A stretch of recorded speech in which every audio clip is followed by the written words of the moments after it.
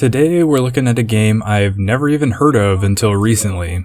It's called The Cycle and it's currently in alpha and it's free to download and play on the Epic Game Store.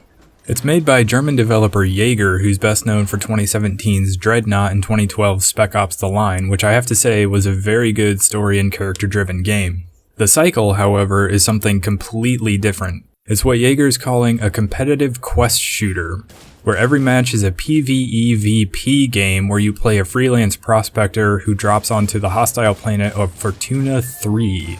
There you'll have 20 minutes to complete as many contracts for one of the game's 3 factions as you can. These contracts involve collecting various resources, many of which require an extraction tool that attracts the planet's hostile wildlife. On top of that, there are other people trying to compete with you for points for completion of contracts, and if you happen across one of them, you can either choose to team up with them or try to outgun them. At the end of the 20 minutes, the cycle will end and everyone will die unless they get to the landing zone for extraction. The conceit of this world is that it's a new frontier full of valuable resources that various factions need to grow and expand. But the planet of Fortuna III is so hostile and unlivable that the world only becomes habitable for brief 20-minute cycles. That's when you and other prospectors drop in to try to collect as many resources as you can before time runs out.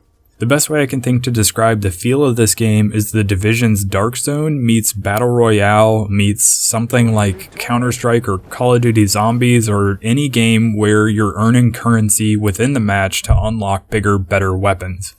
At the beginning of every match, you land on the surface of the planet, exit your drop pod, and start collecting resources. There's a storm of sorts, but unlike in a battle royale, there's no circle that closes in on all the players. It's just a hazard that makes survival that much more difficult. So you'll always have the entire map to explore and collect resources or avoid enemy contact if you so desire. However, by the end of the match, everyone has to make it to the extraction zone to make it out alive. You earn crafting material for completing matches, and then you use those materials to craft weapons, attachments, gadgets, or other useful items that'll help you deal more damage or survive longer. However, crafting these items doesn't automatically give them to you so you can put them in a Call of Duty style loadout, though there are customizable loadouts based on what you've crafted. Instead, you start every match with just a pistol, and then you'll have to earn currency by killing alien creatures and completing contracts.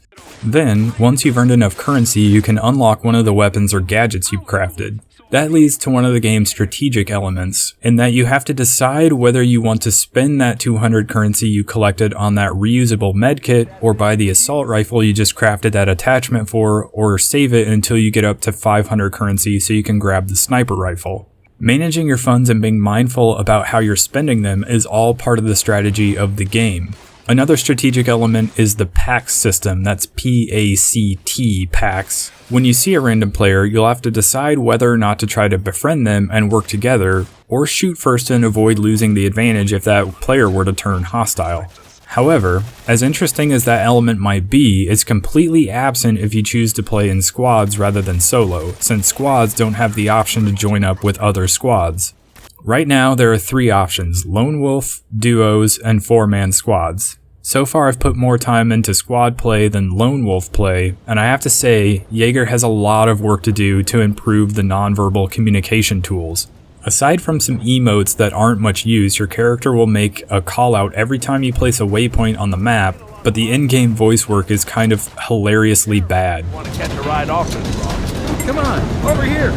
My initial impression was that the gunplay was just fine, passable but not great, and while that's probably accurate, the more I play, the more I enjoy the feeling of the weapons. The bolt-action sniper rifle in particular feels pretty good to use, but make no mistake, Destiny this is not. There's a bit of a lack of punch to the weapons, and the weak sound effects don't help. And yet I don't want to be too hard on the devs here, because when you combine the serviceable gunplay with the jump pack, the gameplay suddenly starts feeling like something special. Combat alert. Engaged by prospector.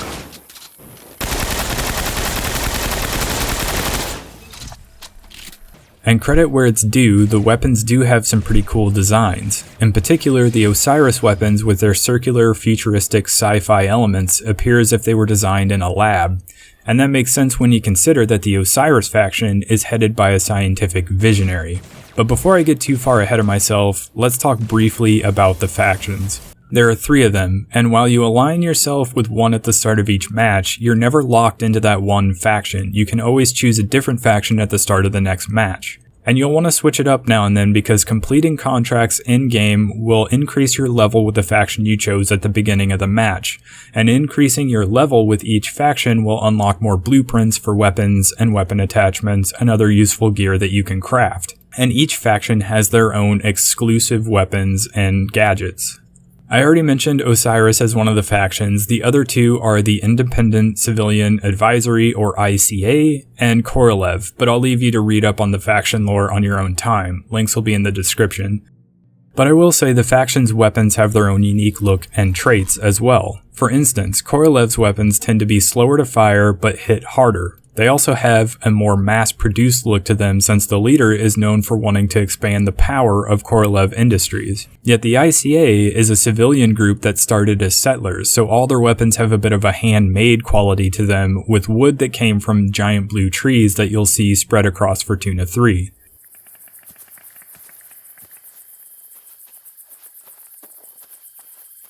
Now, once you craft a weapon, you can start crafting and equipping attachments that allow you to customize your weapon to your playstyle. Then you'll equip it to your loadout, but you'll still begin each match with a pistol, and you'll have to collect currency in order to buy the next weapon in your loadout. Unlike a typical battle royale where you're scavenging buildings and opening chests to find weapons and armor, you already have an overshield that recharges on its own, and you're killing creatures and completing contracts to collect currency to call in a miniature drop pod with one of the weapons or gadgets you've crafted, which should, in theory, upgrade your damage output and survivability.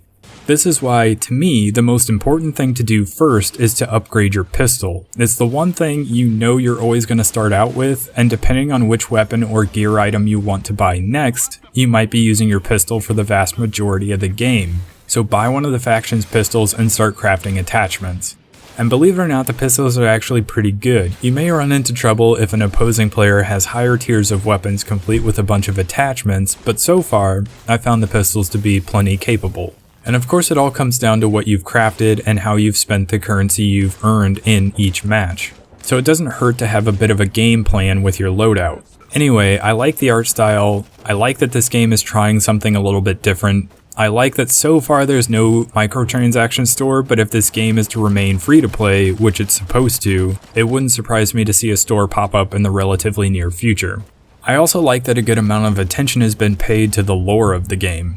There are some good ideas here and the execution is actually pretty solid.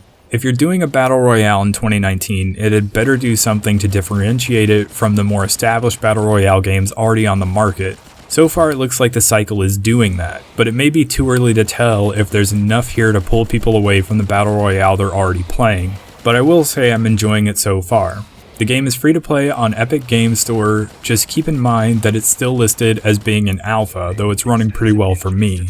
Jaeger's website claims that a console release is in their future plans for the game, so console players keep an eye out for that. And also, for you Steam loyalists out there, there is a Steam page for the game, so it may also be coming to Steam at some point in the future as well. Let me know if there's anything else you want to know about the game and maybe I'll do a follow-up on it. Give the video a like if you enjoyed it, consider subscribing and checking out a few of our other videos, and we'll catch you on the next one.